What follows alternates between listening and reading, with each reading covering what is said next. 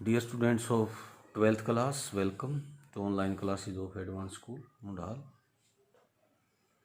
Students, हमने जो है ना सेकंड लेसन लॉस्ट स्प्रिंग का एक पार्ट पढ़ा था, कल ख़त्म किया था। तो सबसे पहले तो उसके क्वेश्चंस देखते हैं, उसके बाद दूसरा पार्ट शुरू होता है एक और बच्चे की। ये साहब की कहानी थी, एक रैग पिकर था। इसी तरह का एक और मजदूर बच्चा है आगे, फिर उसके बारे में लेखिका ने जो पार्ट सेकंड के रूप में लिखा है उसको देखेंगे। तो first let us see questions of first part. What is Saheb looking for in the garbage dumps? कूड़े करकट के ढेर में साहेब क्या ढूंढ रहा है? लुक फॉर, तलाश करना, ढूंढना। क्या ढूंढ रहा है साहेब? वेयर इज ही, वो कहाँ पर है? एंड, और where has he come from, वो कहाँ से आया है? This question has three parts. First, what is Saheb looking for? क्या ढूंढ रहा है? तो हमने क्या था, क्या ढूंढ रहा था साहेब? कोई ऐसी चीज़ें कूड़े करकट में जो उपयोगी हों, जिनको बेचकर वो अपने आजीविका कमा ले। कई बार उसको ये चीज़ें ढूंढते ढूंढते और जो है ना सिक्का मिल जाता है, नोट मिल जाता है, और यहाँ तक का कह रहा था कि कई बार 10 का नोट मिल जाता है। खेलने के खिलौने या कोई टूटी हुई गोर या कोई इंटरेस्टिंग चीज़ बच्चे के लिए जो रुचि की होती है, वो चीज़ें बहुत मिल जाती हैं कूड़े करकट में। हाँ, तो देखो दूसरा जो पार्ट था, what is the, where is he, कहाँ पर है वो? He is now in India, in short he is in Delhi. और मतलब थोड़ा सा और बताएं खुल के, तो he is at Seemapuri on the periphery of Delhi, या outskirts of Delhi, outer parts of Delhi, Delhi के बाहरी इलाकों में है वो। कहाँ से आया है वो? Third part, we know that he has come from Bangladesh, Dhaka capital of Bangladesh. तो इस तरह से तीनों को करते हैं।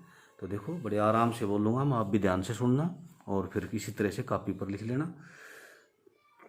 Sahib is looking for something useful which he can sell to make livelihood, जिसको वो बेच सके आजीविका बनाने के लिए, कमाने के लिए। ही ऑल्सो होप्स, उसको आशा रहती है, उम्मीद रहती है। He also hopes finding a coin और ए नोट, एक सिक्का या नोट पाने की भी उसको आशा रहती है इन द गार्बेज, कूड़ा करकट में। Because sometimes he finds such things, कई बार वो ऐसी चीज़ें पा लेता है, which are very interesting to children, जो बच्चों के लिए बहुत रुचिकर होती हैं। Which are very interesting to children, ये था फर्स्ट पार्ट। सेकंड, वो कहाँ पर है? Now he is at Seemapuri, at the periphery of Delhi, outer areas of Delhi, outskirts भी बोल देते हैं ऑफ दिल्ली, दिल्ली की बाहरी सीमा पर जो है ना सीमापुरी है, वहाँ है आजकल। थर्ड पार्ट था, कहाँ से आया है? ही has come from Dhaka, the capital city of Bangladesh. He has come from Dhaka, capital city of Bangladesh, the capital city of Bangladesh. And now second, what explanations does the author offer for the children? लेखक क्या व्याख्याएं देता है, किसके बारे में? ऑफर माने देना, पेश करना। फॉर द चिल्ड्रन, बच्चों के लिए। नॉट वियरिंग फुटवियर, जो जूते नहीं पहने हुए उन बच्चों के लिए लेखक क्या व्याख्या देता है? तो हमने देखा था एक जगह लेसन में आया था कि कई लोग ये कह देते हैं कि केवल पैसे की कमी नहीं है जिससे ये बच्चे नंगे पैर घूमते हैं, बल्कि नंगे पैर घूमने की कई जगह परंपरा भी है। तो देखो कैसे बनाएं। The author offers explanation for the children not wearing footwear, या हाँ, फुटवियर ही था इसमें लेसन में। तो जूते ना पहनने के लिए जो व्याख्या कवि जो देता है, क्या है वो,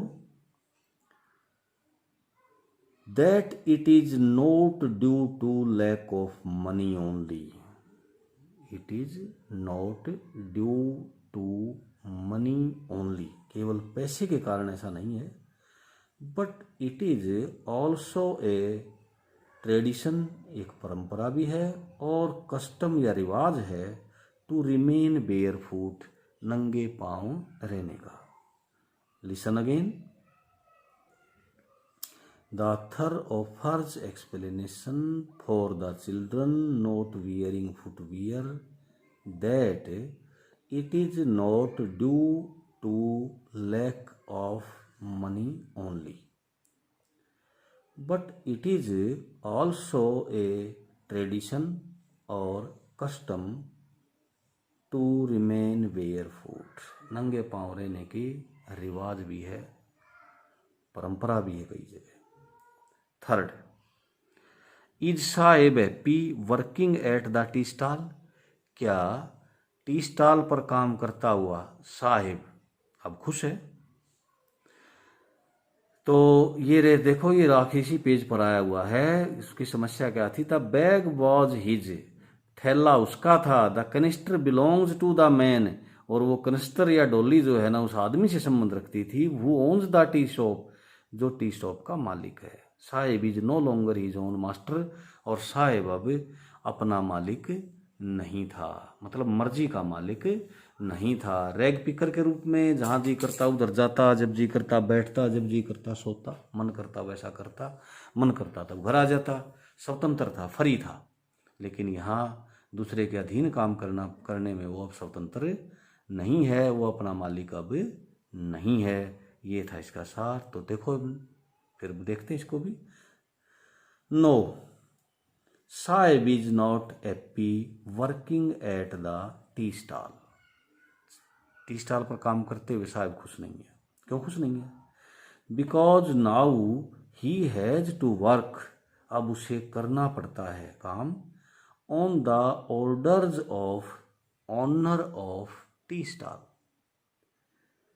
फिर सुनो एक बार, no, Saheb is not happy working at the tea stall because now he has to work on the orders of the owner of the tea stall. He is not his own master now.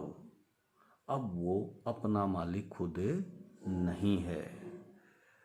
तो ये थे बेटा questions, मैंने धीरे धीरे बोले हैं, इनको अच्छी तरह से ठीक समझते हुए एक बार समझ में आए तो एक बार वीडियो फिर चला के ना समझ के ना आपने इसको कॉपी पर लिखना है साफ साफ। तो 2-4 मिनट का अगला काम भी कर लेते हैं। तो देखो अगला है, एक और ऐसा ही बच्चा है और वो असर्ट करता है, वो कहता है I want to drive a car, मैं कार चलाना चाहता हूँ। इसकी आंखों में सपने हैं, मजदूर बच्चा है साहिब की तरह ही, लेकिन इसकी आंखों में सपने हैं। क्या चाहता है ये? मैं कार चलाना चाहता हूँ। मुकेश इंसिस्ट ऑन, इंसिस्ट माने जिद करना होता है, इंसिस्ट के साथ हमेशा ऑन प्रीपोजिशन आता है, on. Mukesh insist on being his on master, अपना मास्टर बनने का की जिद रखे हुए, मन में ठाने हुए कि अपना खुद मालिक बनूंगा। I will be A motor mechanic, मैं मोटर मैकेनिक मिस्त्री बनूंगा। ही अनाउंसिस, घोषणा करता है, मतलब उत्साह के साथ कहता है। Do you know anything about cars, क्या आप कुछ कार्स के बारे में जानते हैं?